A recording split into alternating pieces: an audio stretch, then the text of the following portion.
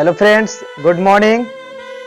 आज मैं बात करूंगा विषय मैथ के बारे में, जो कि हम लोग बहुत दिनों से मैथ पढ़ते आ रहे हैं। आज मैं बात करूंगा बहुपद, जो कि बहुपद में एक प्रश्नावली है 2.2।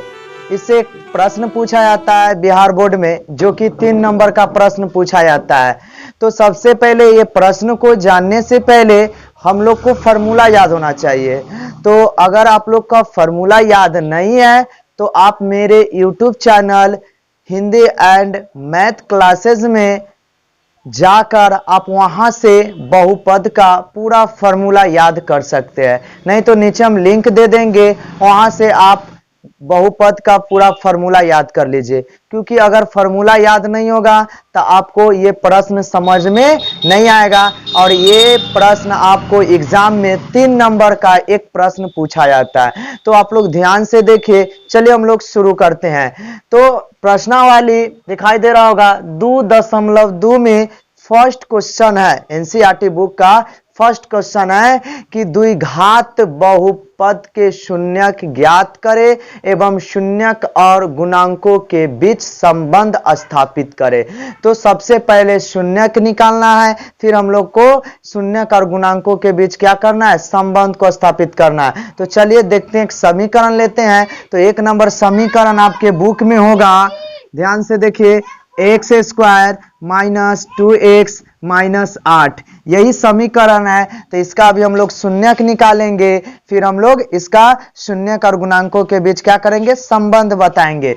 तो शून्यक निकालने के लिए क्या करते हैं, बराबर में 0 देते हैं और शून्यक निकालिए। तो पहला गुने तीसरा, तो पहला गुने तीसरा, तो प्लस माइनस माइनस, 1 में 8 से गुना करेंगे तो 8 आ जाएगा, माइनस 8 आ गया ना। घटा या जोड़ के दूसरा, तो हमको घटा कर 2 लाना है। तो पहले इसको हम खंड करेंगे, तो 2 से 4, फिर 2 से 2, तो 2 दूना के 4 और 2, क्या हम इसको लिख सकते हैं -4 और प्लस 2। तब देखिए तो प्लस माइनस माइनस और 4 दूना के 8, क्या -8 आया कि नहीं। अब घटा कर लाना है माइनस दूना, तो -4 में से प्लस 2 जाएगा तो -2 आएगा कि नहीं, बराबर है ना, इसका मतलब यही लगेगा।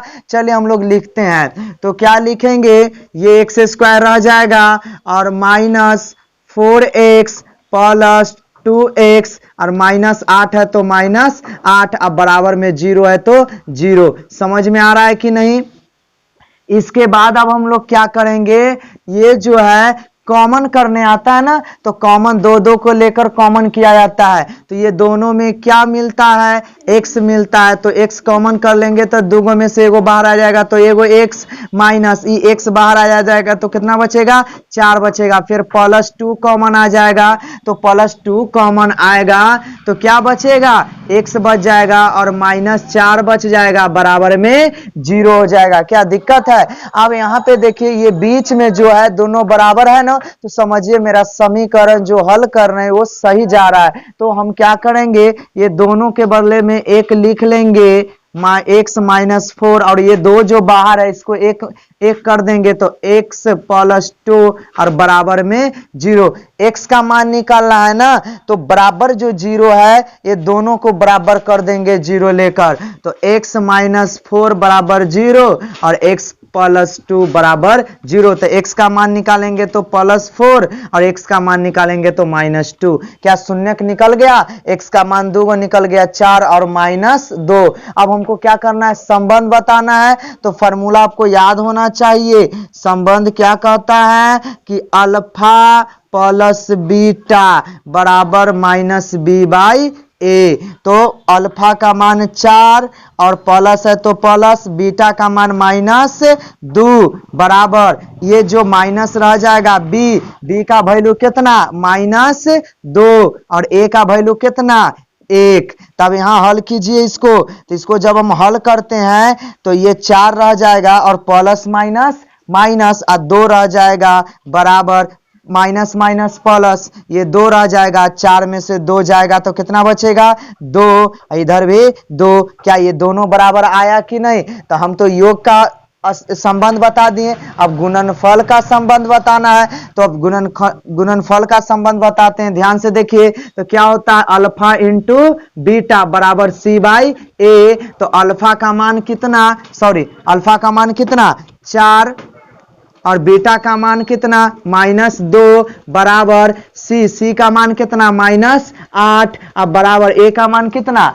1, तो 1। अब यहां देखिए -4 दूना के 8 बराबर -8। क्या समझ में आया कि नहीं? ये बराबर ये भी है, ये भी बराबर है, शून्यक निकाल दिए। प्रश्न यही ना कह रहा था। तो हम लोग देखे एक्सरसाइज 2.2 का प्रश्न 1। अब प्रश्न 2 क्या कहता है, ध्यान से सुनिए। द्विघात बहुपद ज्ञात कीजिए जिनके शून्यकों का योग एवं गुणनफल क्रमशः दिया हुआ है। कहां? प्रश्न में। तो एक हम लोग एक प्रश्न लेते हैं 0,√5। तो चलिए हम लोग हल करते हैं, देखिए ध्यान से। तो 2 नंबर प्रश्न है 0,√5। तो बोर्ड पेन के कारण आपको ये प्रश्न कॉपी पर बता दिया जा रहा है, आप लोग ध्यान से देखिए। तो सबसे पहले इसको क्या हल करेंगे, कैसे हल करेंगे, तो सबसे पहले लिखेंगे प्रश्न से। तो ध्यान से देखिएगा, यहाँ लिखेंगे प्रश्न से। हमको दे चुका है शून्यकों का योगफल और शून्यकों का गुणनफल। तो यहाँ लिखेंगे प्रश्न से शून्यकों का योगफल। ध्यान दीजिए, शून्यकों का योगफल मतलब अल्फा प्लस बीटा। तो क्या दिया हुआ है 0। पहले योगफल बोला है तो योगफल बराबर 0 ले लेंगे। फिर शून्यकों का गुणनफल, शून्यकों का गुणनफल। तो शून्यकों का गुणनफल क्या होगा, अल्फा इंटू बीटा बराबर क्या हो जाएगा √5। कोई दिक्कत? इसके बाद हमको क्या निकालना है, द्विघात बहुपद ना, तो लिखेंगे द्विघात बहुपद बराबर वाट। कोई दिक्कत? तो सूत्र से क्या करेंगे, तो सूत्र से अब द्विघात बहुपद निकालना है।